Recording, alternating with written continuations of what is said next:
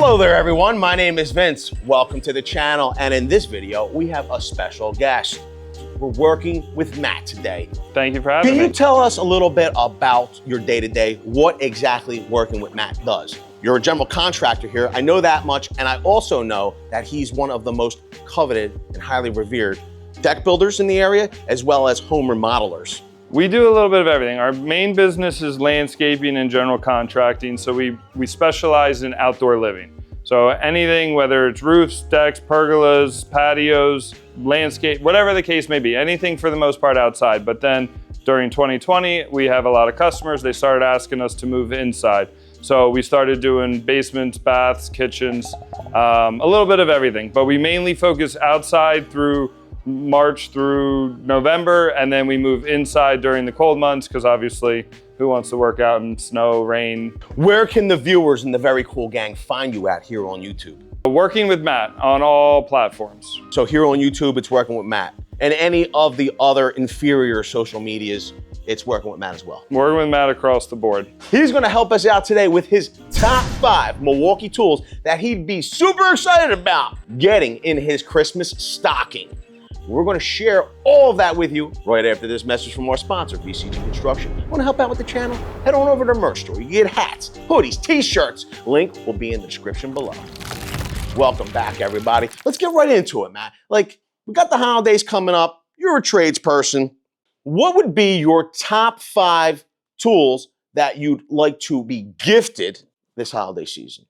Let's start with number 5. Number 5. This tool right here. The Surge. The Surge. So for people that don't know, this is hydraulic, this is an impact, but I have a disease called misophonia, which is the hatred of sound. So I hate the sound of that drill, but I love the power of it. But this one is very, very quiet. Hands down, number 5, top impact. I've now become a little worried because Matt says he has a hatred of sound, and a lot of people say I'm kind of over the top and loud. So. You're fine. Oh, well, thank you. It's unique sounds. So like an impact or people chewing or anything unique. Anyways, we're getting off topic. So I will say this, in the past, totally agree with you. There was a lot of great benefits to the Surge, especially the collar design. Didn't have some of the flaws that were found in the Gen 3 when they were both out, right? So I preferred the retention on the Surge. I also liked the quiet, because I don't want to hear that, especially if I'm on second or third shift. Yep. I will say the new fuel is so powerful that it doesn't even necessarily impact as much as the older ones that I used to use. Yeah, because we do a lot of decks, so we're using big bolts, let's say. They can essentially drive, let's say, 3/4 of the way in or more before it starts pop, pop, pop. So yes, the Gen 4 is definitely a phenomenal drill. But on the daily, you prefer the Surge? Absolutely. Unless we're doing big bolts, because obviously most of the time it won't have the oomph to do that. Here's a question, being that we're talking about deck assembly.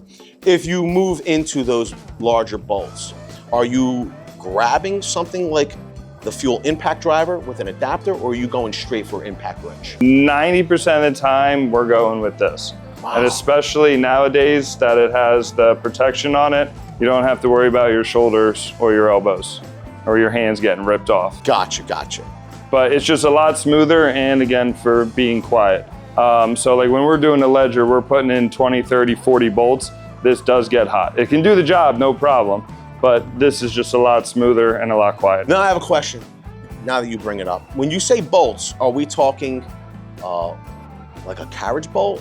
Or are we talking about like a threaded wood bolt, something we're driving directly into wood? Yeah, they're directly in. Like a lag? Correct. Gotcha. So there's a couple other things. So we have a lot of guys, and sometimes they're on different crews or whatever, so I'm not working with the same guys every day. Typically when they grab this, because this has so much power, they're countersinking it. They don't know how to let go of the trigger fast enough, so they're countersinking it way too much. And also stripping, which I didn't know you can strip a T30 or whatever. They found ways with this. So another reason why we typically go to that. That's our go-to. You leave a helper or apprentice to their own devices with no instruction, yes, they will find a way to do amazing things.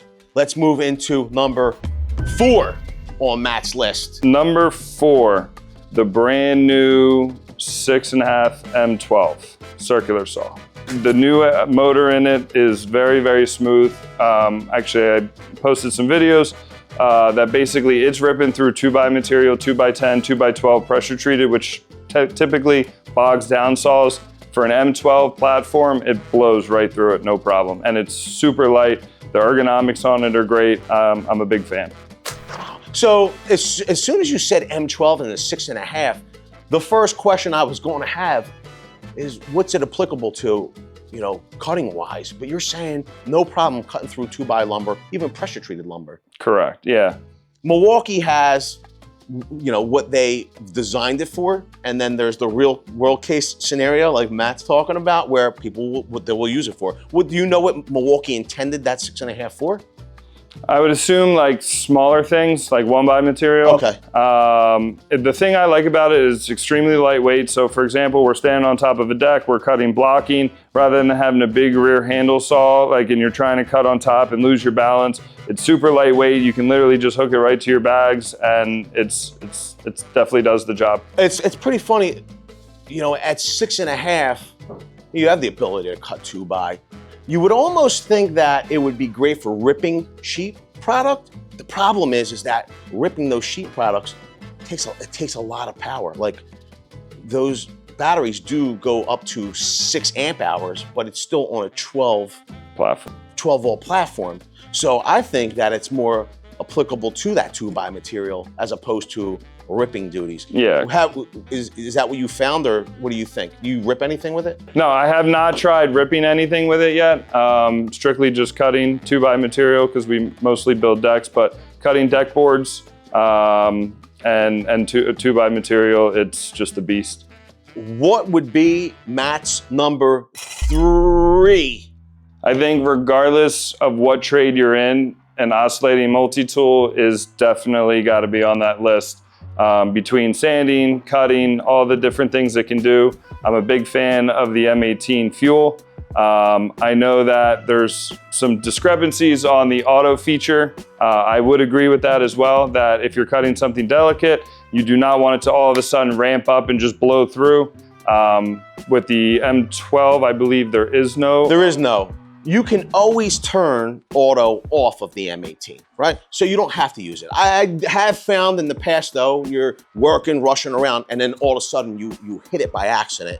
Next thing you know, you're like, what's going on? And you have that ramp up. It could be a problem, right? So I do like the M18 FUEL. It's got a ton of power. I like the compact size of the M12. I don't miss the auto feature in the M12. It's not that I don't like the M18. It's just that I prefer the M12. And I don't miss the auto feature, that's all. The one thing that is minute that I love about the M12 is that if you're talking about smaller batteries, if you do get the bigger batteries, you can stand it up. So you're cutting through something hot or plastic or whatever, and the blade, you don't want to lay that down. With the M18, you can't. You can't stand it up. There you go. With the M12, you can. Potentially down the road, maybe they'll come out with one that you can, but again, if you're cutting something hot, you don't want to put it on a finished surface, you can't stand it up. But then again, you could potentially knock down the M12, so there's pros and cons with everything. Number 2 is the dual battery M18 blower. The M36. The dual battery M18 blower, as it's marketed by Milwaukee. So this is the dual battery M18 Milwaukee blower that I'm describing. M36. It may or may not require 2 batteries to run, but this is definitely my favorite. And the other thing I like on it is on here, basically, if we're cutting something, I can program it so that it's halfway full, low, and it continues to blow air without having your finger on the trigger. So if I'm making a long cut with my track saw, I can just leave this on. It blows all the sawdust behind me without having the 2 people there. One thing that I do like about this is that you have the ability, like for instance, I couldn't find 2 of the same batteries here, right? So we have a 6 available and a 3 amp hour. It runs no matter what M18 batteries you pair in here. Now, it will only run until this 3 amp hour battery is dead, but at least you have some options, being that it's M36. Correct, with the M18 batteries. With the M18, M36 powered by M18. Milwaukee tool. We can agree to disagree. Matt, before you reveal your #1 pick, I guess my question would be, where do you keep all of your Milwaukee tools? Well, I bought a trailer that's 7x16 and a majority of them are in there. I built a whole wall and they're nice and organized, but unfortunately they don't all fit in there anymore. So we might be doing a trailer 2.0 eventually, but right now it looks pretty good, I think. The trailer's highly customized. Yes, very much so. What will you do? Will you swap the tools in and out as you're going to need them for a job in and out of that trailer? Or? For the most part, yeah. So depending upon what we're going for, like we do patios, so if we need the saws and blowers or whatever, then we swap out putting those in. But for the most part, the fixed tools like saws and drills and batteries, all of that has their own designated spot and they always stay in there. Here's a question for you.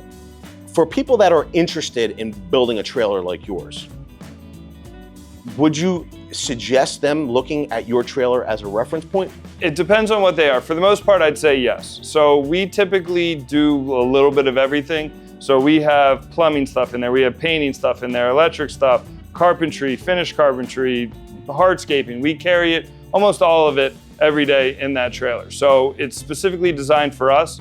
Like a framer might want it a little slightly different, but I think to get a general idea of the way we have it set up, things that you like, things that you don't like, and then modify it for your specific needs. If there was one thing you could change about the setup of the trailer, what would it be? Go bigger. Go bigger, there you go. Go bigger. Version 2.0, if it ever comes out, I would want more drawer storage. And this was before the pack out drawers, so now that they're out, I might modify slightly and use them instead.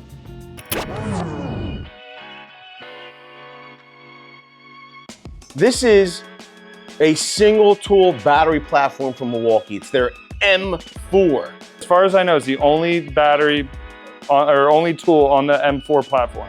And this is red lithium 2.0. So this is like brand new. This isn't even like some old tool. I think they've discontinued it.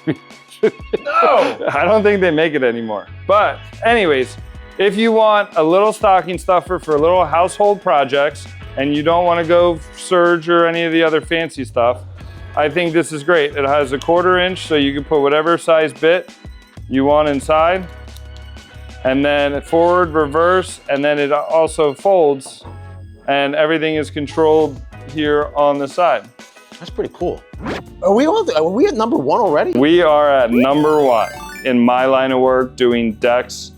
Milwaukee M18 Track Saw, hands down, takes the cake. They really took their time on this one, like really took their time, and then promised us dates, and then it got delayed some more, but I'm glad they did because it is flawless. When cutting, there's so many features on it that we can't get into right now, but we have plenty of time, go right ahead. Well, one of the things I like about it is we do some 45 work, so when you're cutting to 45, you can basically lock it into the track so it doesn't fall over. Some other track saws don't have that feature. To feather it, so I'm sure you've seen videos that a guy puts a $100 bill underneath a piece of wood and cuts over it, doesn't touch the $100 bill, but the whole piece of wood comes off. So like you can be as precise as the much more expensive track saws, but for a more affordable price. So it was worth the wait. Absolutely. That's awesome. And if you think it's awesome, then smash the like button. It's free for you to do. It doesn't cost you a dime. Plus you'll get 7 years of good luck. Matt, we appreciate you being here with us. Thank you for having me. Thank you for sharing your top 5 and also some intricacies to your top 5 that takes years of just experience to learn. We appreciate it. Leave it down below. What would be your top 5 Milwaukee tools that you wouldn't be upset about getting this holiday season? I mean, I think Matt's list was pretty doggone good. And if you agree with it, go down to the comment section below and write agree. If you disagree with Matt, then just write disagree. But most importantly, list your top 5 Milwaukee tools. With that, I want to say I appreciate each and every one of you for being here. Thanks a lot, everybody. I hope to see you all on the next one.